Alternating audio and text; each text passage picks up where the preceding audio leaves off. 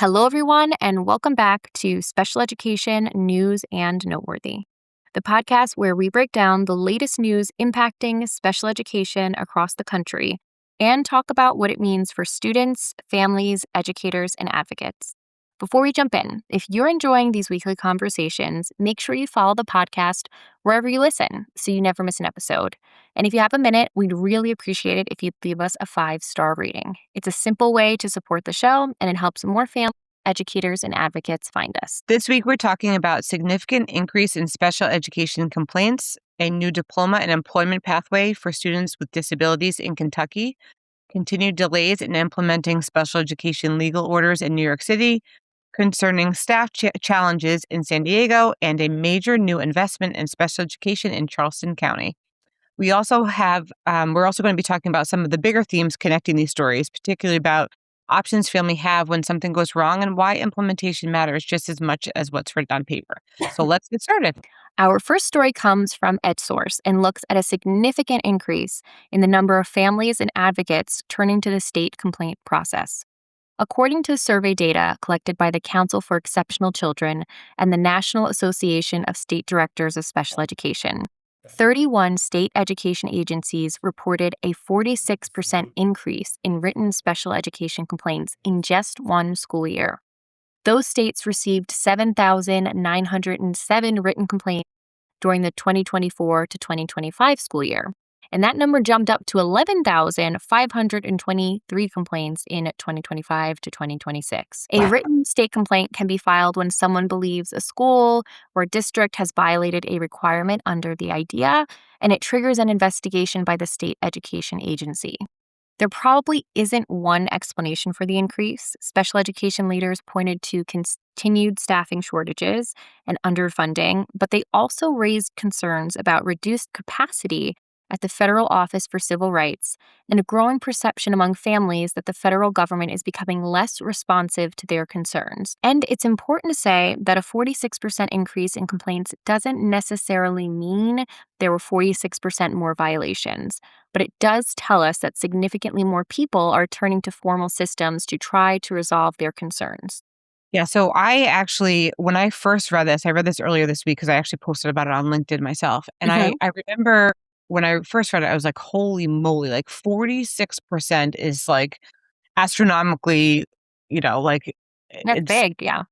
what's that? It's big, yeah. It's a big increase. It's big. It's like the statistic is like incredibly, higher than most. So then I took a step back and I'm like, okay, well, you could look at this and separate like you always say this. I love when you say this, actually, like to understand where both things can be true. It's not like logic class from back in the day. Like we're separating two different stories that both can be true because we don't know what that data really looks like. So is it that more violations are actually happening, or is it that more families know about the complaint process and how it exists and they're willing to use it? So I feel like we don't know based off of the data, like 46% increase, like is significant, but we don't know what that data actually means deep down. So yeah, that's a perspective I'm taking, at least as of right now.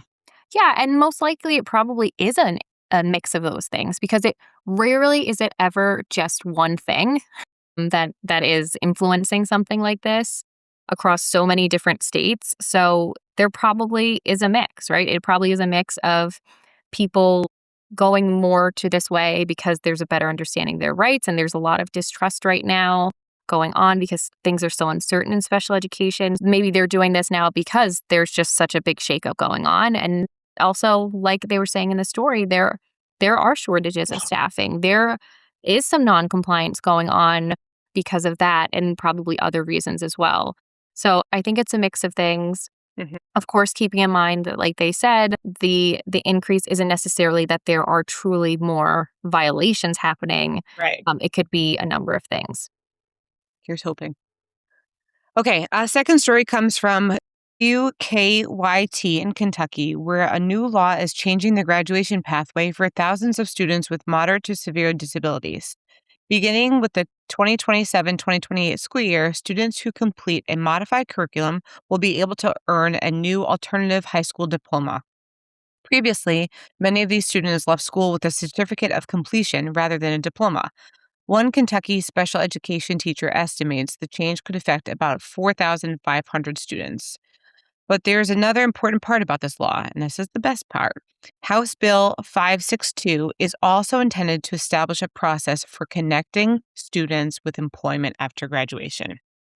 One of the bill's sponsored points to estimate that approximately 75% of students who leave school without a traditional diploma are unemployed, and said the hope is that this new pathway will open additional doors for students. There are still many details to work out before the implementation begins, but this raises an important transition question for families everywhere. What credential is your child working towards, and how is their IEP preparing them for what comes after high school? Yeah, I mean, this is a kind of a feel-good story, Yeah. and it's great to see. I think it's really wonderful that they also are addressing, and hopefully will do a good job in addressing, but not just changing the name of something or adding another option. I like the fact that they're like, and then we're also going to work on strengthening the supports for them to find employment once they graduate. Because if it's just something where they were to just call it another name or give it something, but it's known that it's this alternate kind of diploma, that could still not really have a meaningful impact on the amount of Sure. people that are then going to be employed after high school. So I think that that's really the key piece here. And I'm excited to see how this bill actually shapes up to be, to Yeah. see how it's going to support people. Because as we know, unemployment is a big thing. Underemployment for people with disabilities is also something that's really prevalent. So I think it's great. And I'm excited Yeah. to see how this shapes up. Same. I'm going to give a little shout out to our friend Ray Gordon from Lumi Workplace because he's really devoting his career to really change that trajectory for the 75% unemployment gap. So I think that, as we know, as you just said, like a diploma without a real pathway for a job does not close that gap. And Mhm. Ray is really determined and, again, devoting his time to make sure that that employment gap is starting to close and that, you know, people with disabilities are able to find appropriate job placements after they transition out. So check him out if you have not already done so. Yeah. Shout out to Ray. Okay. Shout out to Ray. Our third story comes from Chalkbeat, New York, and this one highlights something families don't necessarily expect when they enter the special education dispute resolution process. Winning doesn't always mean the problem is immediately fixed. When a family prevails in an impartial hearing in New York City, the education department generally has 35 days to implement the resulting order unless a different timeline is established. New audit data shows the city has made significant progress, but it's still missing that deadline in most cases. Orders involving services like speech therapy, counseling, and transportation were implemented on time in just over 36% of cases reviewed in January. Now, that's up substantially from only 7.2 in early 2023. For payments covering things like private school tuition, outside evaluations, and tutoring, however, the city met the deadline in just under 13% of cases. New York City has been under a federal court order since 2023, requiring 51 reforms to improve this system, and 21 of those reforms remain incomplete. So there's clearly been progress, but for a family waiting for transportation, therapy, tutoring, or another service their child has already been determined to need, even a successful legal decision doesn't help much if the implementation doesn't follow. Having the story come after a feel good story is like, like reality check. Yes, there's progress. I mean, it's clear that there's a little bit of progress, but progress and acceptable are very different things. And the fact that 2/3 of the service orders are still late is disturbing on many levels. We've talked about this in previous weeks, but when children are not receiving services and then the parents have to pay out of pocket for them, Mhm. like certain parents are able to pay out of pocket. Certain parents are not able to, and that means that the therapies are not being received or their children can't go to school. I feel like it's just a constant battle. And yes, minimal progress, but we gotta like really shake things up a little bit more because we can't have this. This is really it's terrible. Yeah, and they gave a story of one particular family in the Bronx whose child is outplaced by the district. And there was a bus ride that was 2 hours long that she already had some school refusal and avoidance. And so they had come through, I think, a due process decision that she would be able to take a taxi Mhm. and that would be her alternate transportation. And She had finally gotten that at one point last school year, and now some reason it's not on her plan anymore. They just took it Yeah. off her plan without a discussion, and she's like, "Now we have to fight this battle again," Yeah. knowing how long it took to get it the last time, and of course, now her school avoidance is growing even more significant because some days she's missing school because Yeah. she doesn't Yes. have access to this transportation. So this is a real problem for many families, unfortunately, and I know some of the things that, the New York City Department of Ed was saying was that one of their problems that they were mandated to solve is that their technology, their data input is ancient. And Mhm. they were doing a lot of manual input for Sure. things and that slows things down. So one of their mandates is that they have to update that. That's Yeah. taking a long time. There's a lot of things on the mandate that take a while to do. And they were trying to then extend the timeline for some of those mandates. And essentially, on the other side, like that's just kicking the can down the road. And these children still need these services. So, Yeah. it's the biggest school district in the United States, and with that comes a lot of paperwork, a lot of processes, and unfortunately, when there's any pushback by the district and it becomes a dispute, it can really get messy and the timelines can really get dragged out. And unfortunately, it's the children at the end of the day that pay the price for this. Yeah, and I just wanna touch upon one thing that you said, it so many people think that these issues are because of staffing issues, and, like, yes, of course, like, it could be staffing issues, but in this particular case, it's clear that it's administration and the financial process in which is really lagging. I mean, what did they say? 13% of the payment orders. Like, that's more of the issue more so than staffing. So, Yeah. Oh, yeah. we have, like, a wider scope of things right now. Hmm. Absolutely. Our fourth story comes from Voice of San Diego, which investigated the district's reliance on substitute teachers in special education classrooms. The investigation found that special education classrooms at least 21 San Diego unified schools relied on substitute teachers for at least half of the 2025-2026 school year. And many of those substitutes did not have the credentials normally required for those positions. Across the affected schools, substitutes were fully credentialed on only 41% of the days a substitute was assigned. They had a special education credential on just 22% of those days. One extensive support needs classroom had substitutes for 166 out of 180 school days. Only 4 of those school days were covered by a substitute with a special education credential. District officials say this reflects a broader shortage of qualified special education teachers, particularly teachers trained to work with students with extensive support needs. Staffing shortages are very real, but they don't change a district's responsibility to implement the students' IEPs. And for students who depend on consistency, specialized instruction, and educators who understand their individual needs, a revolving door of substitutes can have a significant impact. I mean, this just shows that the other side of there being teaching shortages, right? Of Yeah. for some classrooms, then you have to begin to rely on substitutes. And in some places the rule is that a substitute can't teach more than I believe like 20 days continuously and then they have to switch out or do something like that. So in some of these schools that was happening, not only were they having substitutes for a long amount of time, but you're also getting new faces. And for any classroom, that causes a disruption. Hmm. So imagine then just having a revolving door of people coming in, knowing that they're short term, qualified or Hmm. unqualified. It can take you more than 20 days just to even figure out the rhythm and flow of your classroom, especially when you're in a classroom of children with complex needs. So the parents that were interviewed in this were saying, especially I believe it was in one of the classrooms that had that over 160 days of substitutes, that they were saying nearly all of their children were showing regression, were not making progress that year. And really, how could they Yeah. make that Yeah. amount of progress? So yeah, it's a really unfortunate situation. And with a substitute, you really don't know who you're going to get. You Yeah. might get someone who's really passionate about teaching and is going to do their best to jump in and do a great job by your child. And then you also get people that kick their feet up. Yeah. Right? So you just don't know who you're gonna get, and that's really scary too because it's not like you have this gigantic pool of qualified applicants to pull from either, Right. clearly Right. from the statistics. Right.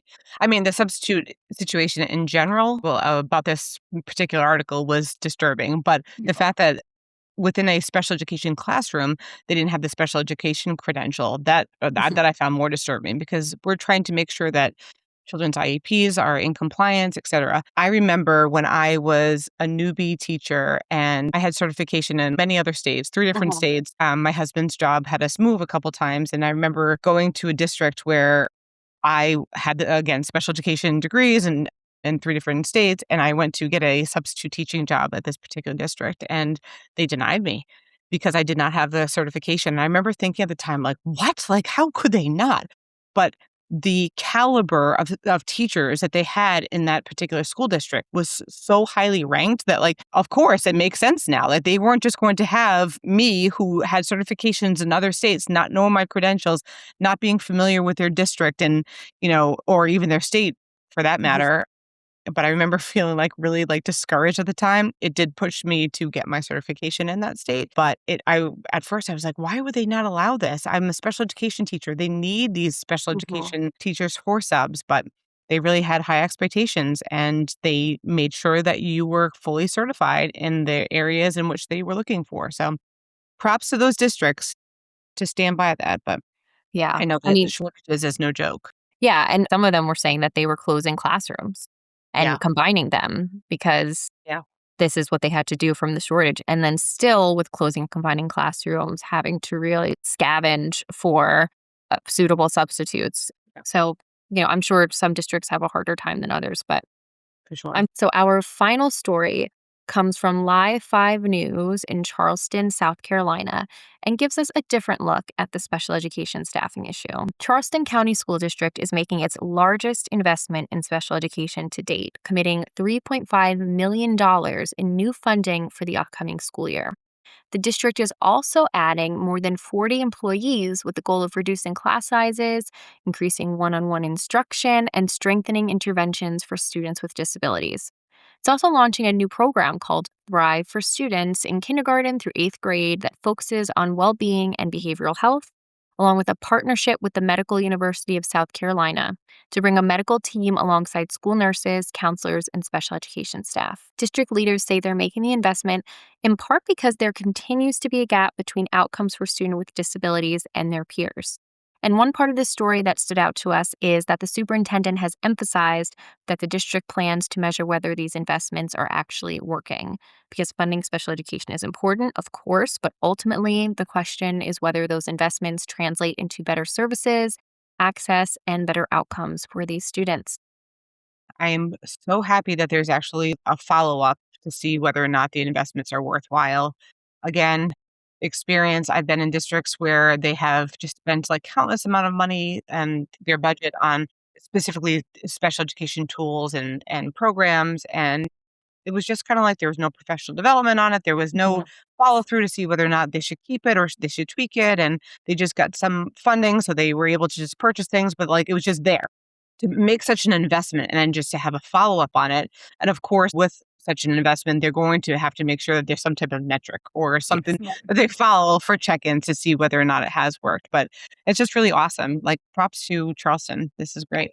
Yeah, and that's the fiscally responsible things to do for every district out there. Yeah, And I would say because so. if you're going to make a sizable investment, you need to be also having a plan for how you're going to measure this to make sure that it's great and also have those check-in points to adjust if things aren't going the trajectory that you're thinking after that adjustment period. I'm really excited for that. That sounds really great. I also loved the mental health support because as we know, mental health is such a crisis right now for all of our kiddos throughout the United States. So I think that more schools incorporating supports for students throughout their educational journey, that's great. Yeah, for sure. Okay, well, those are this week's top stories in special education. If you'd like to read the original reporting behind any of the stories that we discussed today, please be sure to check out this week's edition of the Special Education News and Noteworthy newsletter, where we link directly to each source. And remember, newsletter subscribers get more than just the headlines. Each week, we also share our special education insight of the week and picks of the week with practical information, tools, and resources for families and educators that we don't include here on the podcast. And if you're not already subscribed, we'll include the sign up link in the show notes. And if you know another parent, educator, advocate, or colleague who'd find it helpful, send the newsletter their way too. One more reminder, if you're enjoying the podcast, please make sure you follow the show wherever you listen and leave us a 5-star rating. It really does help more families, educators, and advocates discover the show. Thanks for spending part of your week with us. Until next time, stay hopeful, stay vocal, and take care of yourself. Bye, everyone.